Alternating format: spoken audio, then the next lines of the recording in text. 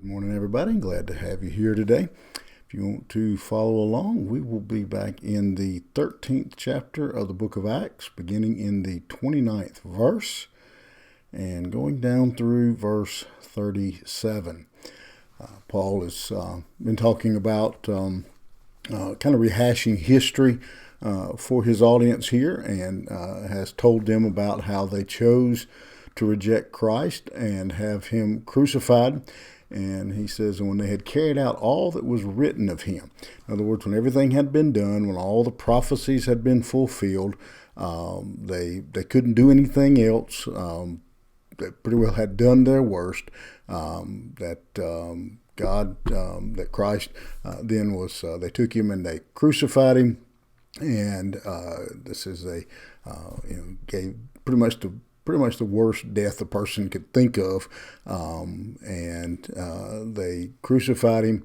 When they did, he says they took him down from the tree and laid him in a tomb. But God, most anytime you see that phrase "but God" in Scripture, it's going to be good after that. And they took him down from the tree and laid him in a tomb, but God raised him from the dead.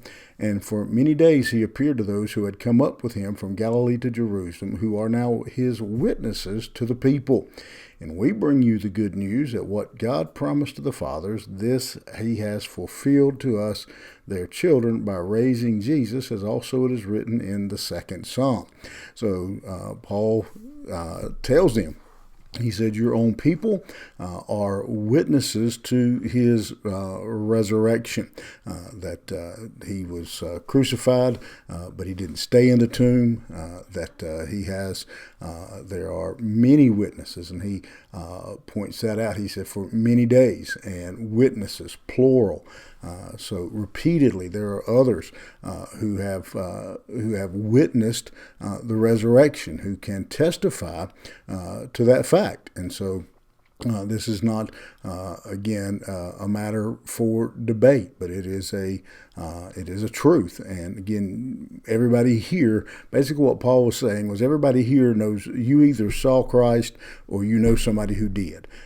And so he's just, again, in much like in today's court, if two people come into the courtroom and testify that they saw you doing something, you're probably going to jail. And so here we have a multitude of witnesses who have witnessed the fact that Christ was resurrected. And this is, in verse 32, we bring you the good news that this is fulfilling prophecy, that this is what God had promised all along. And he then quotes that. He says, you are my son, today I have begotten you.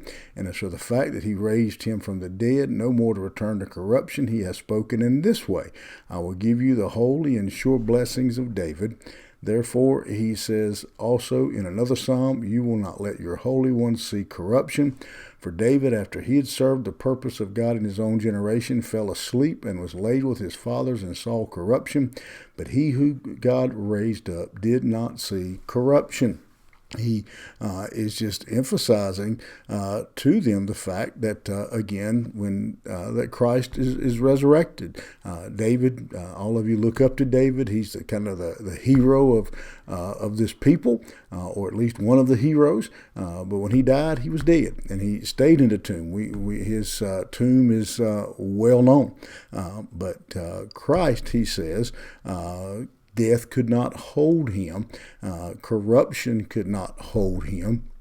And he was resurrected just as Christ God had the Old Testament had prophesied would take place. And so again, he's just laying out this case, going over history again, and saying, you can say whatever you want, you can bring up whatever you want to, but here's the reality.